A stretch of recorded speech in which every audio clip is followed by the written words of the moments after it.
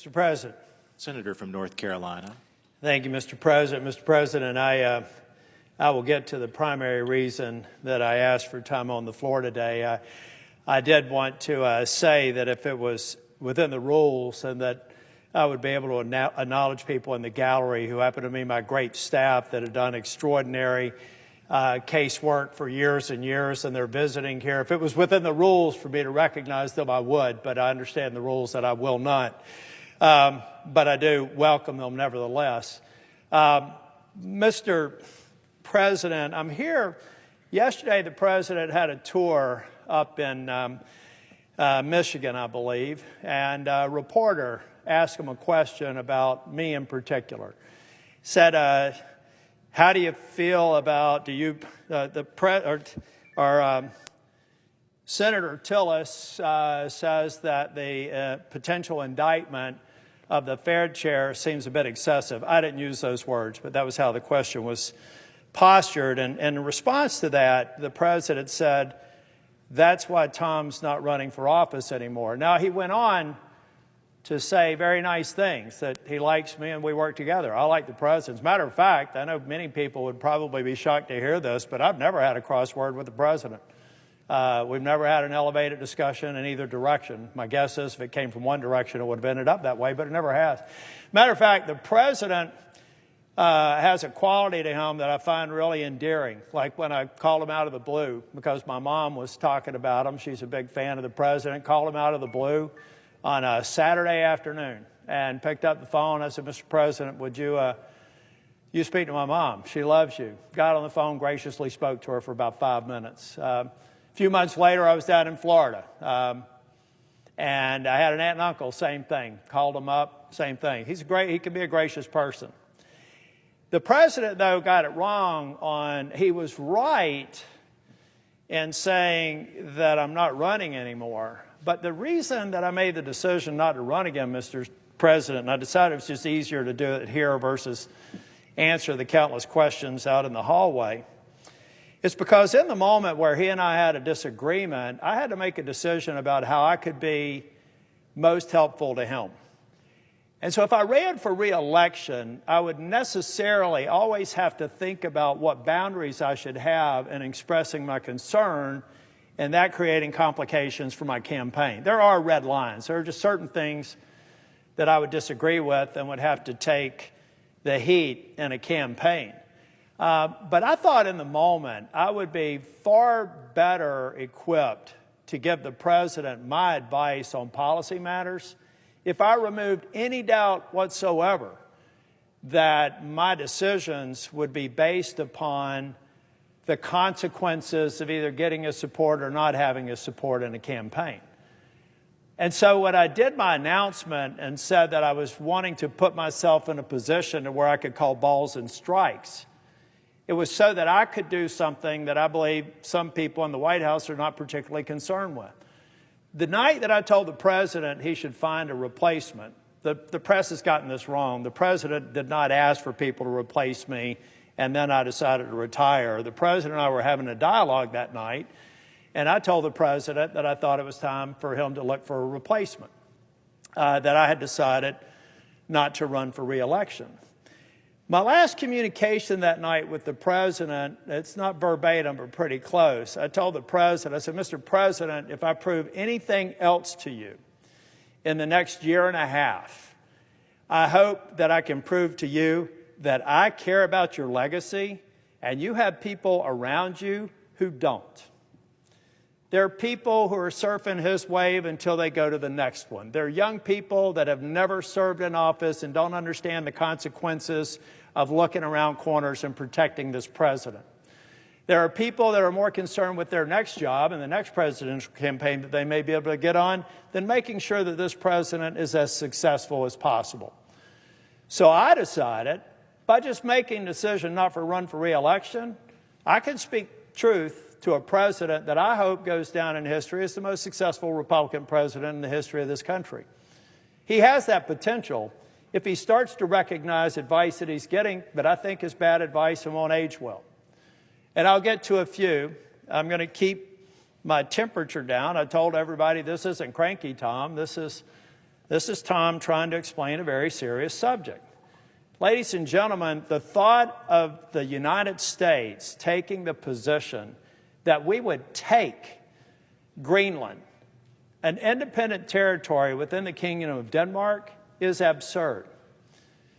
Somebody needs to tell the president that the people of Greenland, up until these current times, were actually very, very pro-American and very, very pro-American presence. We had as many as 17 military installations in Greenland at our height, and frankly, I bet that once we get through this tension that we have today, that they would be willing to accept us. So we've got the power projection capability in Greenland, and we haven't necessarily put a 75-year alliance in NATO and dissolving it in the mix. That's the smart, sustainable way to achieve the president's goal of securing the Arctic. The not smart, unachievable way is whoever told the president that this was a viable path. It doesn't make sense. I'll give you another example. Over the weekend, the president, and the question yesterday had to do with Chair Powell. And I made the statement that I felt like now that the Fed chair is potentially under indictment, I will not support any vote for any Fed board member until this matter is decided. Why? Well, because the whole argument about Fed independence comes into question, right? If all of a sudden the Justice Department, apparently, according to the president, unknown to him, he reported it was a surprise to him. Since then, he's been briefed, and he's standing by the Justice Department on this indictment. But ladies and gentlemen, unless there is a really compelling reason, unless the prosecution succeeds, and I think it's unlikely, virtually impossible, that Chair Powell will be found guilty of anything, this is all about the testimony in a banking committee hearing. That's all it is. And if they succeed, then they really have created a device that really will put the Fed's independence in question and could cause serious problems for us in the future. I think one of the reasons why the financial markets did not react precipitously in a negative way with the revelation of Chair Powell is because many people stood up in Congress and said this seems to be crossing a line. I believe if the financial markets thought that it was almost certain that Jay Powell was going to resign or be prosecuted, I believe we'd have had a very different reaction. So this is another example of where, look, Jay Powell, I think, has made decisions that I disagreed with, similar to decisions that have been made by conservative justices that I disagree with, but I think they did it for the right reasons. And so it's just another example of where, in this case, according to the president's public comments, he was surprised about the indictment. It's another example of who in there thought this was a good idea. Now, because it's a current investigation, we'll just have to wait and figure it out after it's either been, they proceed with an indictment or they decide to dismiss it.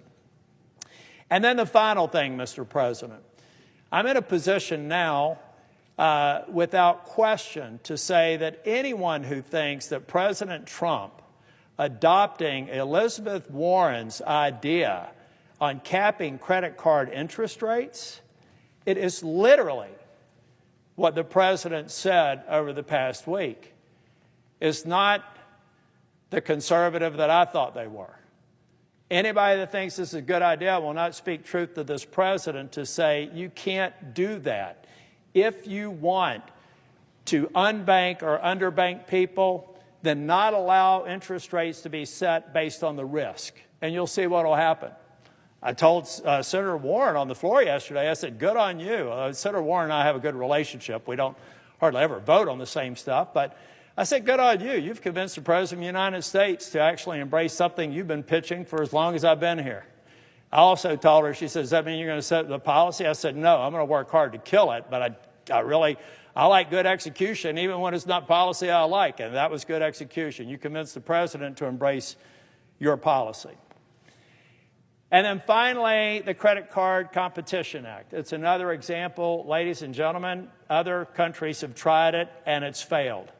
The industry is trying to work to come up with a compromise that is working. But once again, somebody in the president's orbit thought capping interest rates was a good idea and told them. I don't expect the president to be an expert in the consequences of that. Somebody thought doing the Credit Card Competition Act after it's been unsuccessful here because Republicans have fought it is a good idea. It's still a bad idea. So to the president, Mr. President, I'm going to live up to my promise. I'm going to do everything I can to point out advice that you're being given by people who are not thinking about your legacy. They're not thinking about good policy. And from time to time, they are fading far out of the realm of what I consider to be good, conservative, free market ideology. Thank you, Mr. President.